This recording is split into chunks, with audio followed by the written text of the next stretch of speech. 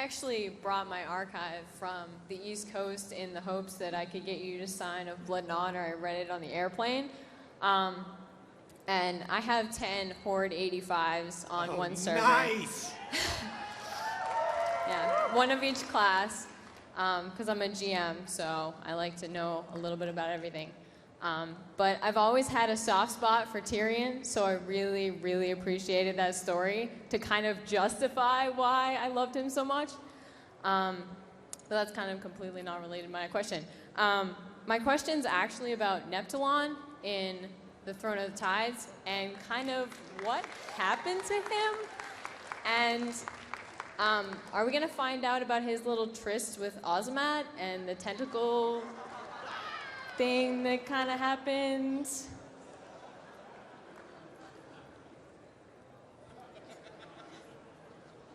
Me? Oh, I don't know. I don't know about tentacles now. I don't know nothing. Keep it clean, keep it clean. Yeah, maybe we'll just leave that under the ocean. Just leave that buried. Leave that. Yeah, actually, I do not have a good answer for that. What happens in the Throne of Tide stays in the Throne of Tide. Thank you. Can we just not answer that question? It's a really hard question. It's a damn mess is what it was. Just kidding, just kidding, just kidding.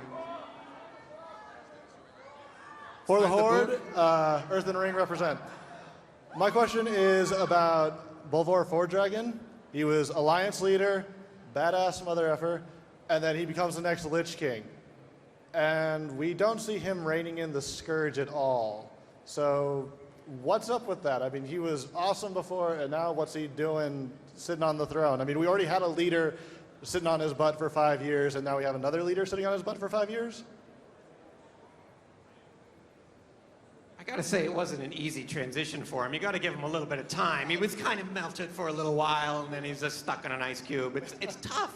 That's hard. That's a hard thing to go through. Pardon me. Well, relative to him not reigning in the Scourge, what do you base that on? The Skullomance, Stratholme, like withdrawing all of them back to Northrend. I mean, Arthas could definitely have called everybody back up. As far as I know, I'm sure he could have done. I think Fordragon could do that too. But we're fighting them in Anderhall. We're going into Stratholme. We're going into Skullomance. All right. So the way I would spin that is that the Scourge and the Cult of the Damned currently operating in Plaguelands are likely autonomous. Oh. The idea with Bolvar putting that helmet on and attempting to kind of contain the Scourge, I think that's probably a thing. This is where we get a little funky, right? It's probably a thing. It's really about Northrend, right? And the idea is, yeah, but I just got on a boat yesterday, man. Those quests are still happening. Ideally, if this thing had a clean timeline, which it does not. If we were making a movie, if we were writing it as a novel, I imagine the fiction of it is such that with him on that frozen throne, the Scourge has kind of gone to sleep in Northrend, right? But obviously it doesn't play out that way in the game. You can still go back and do all those quests across Northrend or whatever. So, you know, we're trying to figure it out. But that's the intent of the fiction, is that things aren't as bad as they were. And he is not a monstrous Lich King. Is actually kind of trying to keep everybody chill. There won't be any major crazy new Scourge attacks for some time. But the Scourge operating in Plaguelands, I think it's probably more helpful to look at them as a little more autonomous. Although we haven't really dug out a lot of lore to substantiate that. Well, how are they autonomous? Who's driving these critters? Zombies don't have free will. Well, certainly as Arthas' power waned, he lost control of the Forsaken. Totally. Yeah, so we got a new Lich King. Oh, good backup, Dave. Getting his feet wet. Lich King strikes back, someone suggested. Merely a setback. Why would you assume? Someone picked up those fragments of Frostmourne. What did they do?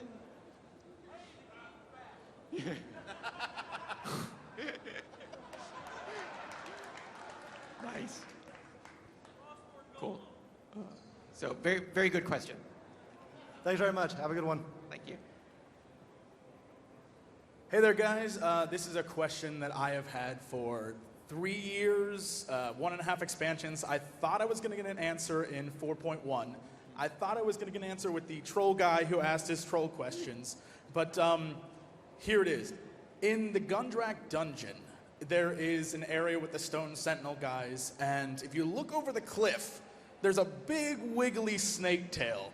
And I have been bothered by this forever because there's nothing that massive and snaky in the, so with these questions, I've seen Chris answer these in the past, and it's one of those like, we'll see, I'll look into it. So I brought a screenshot of it. I blew it up. The man comes armed with a wiggly snake tail.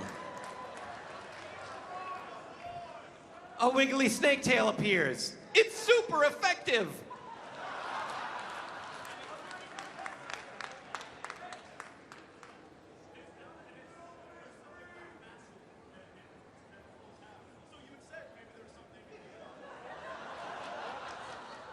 What? Dude just showed you a snake, man. Feel dirty. So you said there was something driving the trolls, and It ain't that.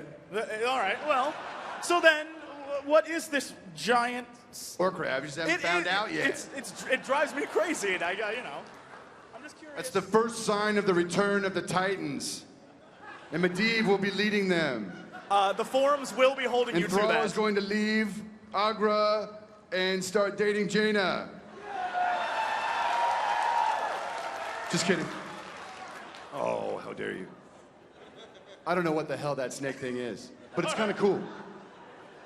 I'll be very honest, sometimes really cool stuff appears in our game, and then we kind of scramble to figure out why it would be there, because it's cool. Artists love to just do cool stuff, and so, yeah, sometimes we miss something, like something cool is there, and we're like, oh, wow, I don't know, it's a snake. Welcome to developing video games. You put what in what? We have time for a few more questions. All right, thank you. My name is Magnus, and Chris, I have an answer to your opening ceremony yesterday. For a Alliance variant for Doomhammer, do Bolvar's longsword.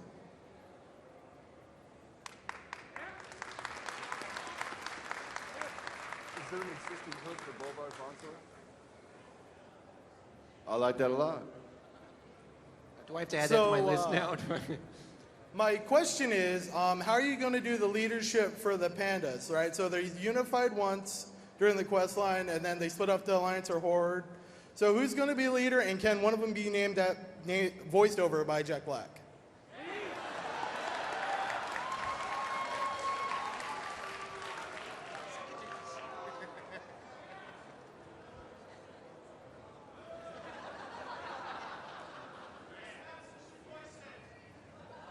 What was that? God. Yeah, that'd be a good idea. Let me do one more voice. It'd be good. Too soon. Damn right, it's too soon. It was too many back then. They actually don't kind of have leaders that way. There are notable pandas, right? But they're really kind of self-actualizing people, right? They don't really, I mean, certainly they have well, I don't know how much you want to say. There's definitely going to be representatives for the Pandaren with the Horde and a representative of the Pandaren with the Alliance. I wouldn't necessarily call them racial leaders because the Pandaren are very, very different. And those leaders come from the turtle, right? So it's not quite, they're not, you're not going to find them on Pandaria somewhere. So different situation, and we haven't, I don't have names to give you yet, but we got to have some. And what was the other part? Can one of the representatives or leaders be voiced by Jack Black? No.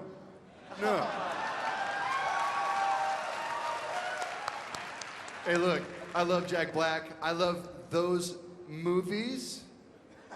Shall not be named, right? We've been slugging panda ideas for 12 years. So I think ours are better. Culturally, it's just very different. Yeah. Yeah, it's actually, I mean, there's a lot of, obviously a lot of visual continuity there with, the other, panda movies or whatever. And, we've been building this kit for a long time. We're actually,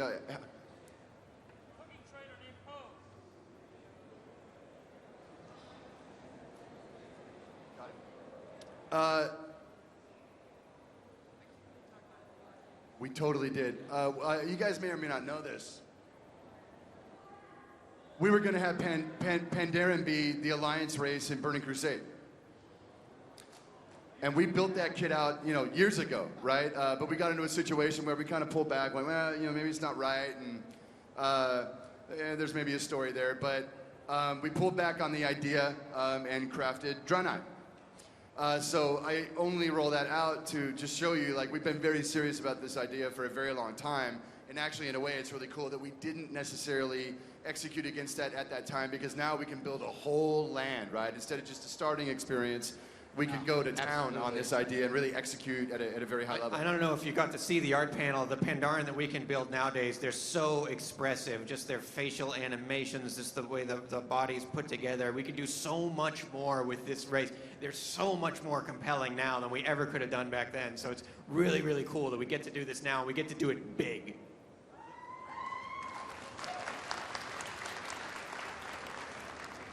That is all the time that we have for today. May we please have a round of applause for our panelists for answering all Thank you these very much, guys. questions.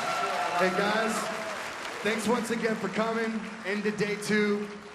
We've loved having you here. We've loved jamming. Loved to have jammed with you guys all weekend long. So thanks again for coming to BlizzCon. Thanks again for loving this stuff and sticking with us and just really making us feel. Thank like you you're on very, our very team. much. Thanks so much. Thank you. Thanks guys. Thanks, guys.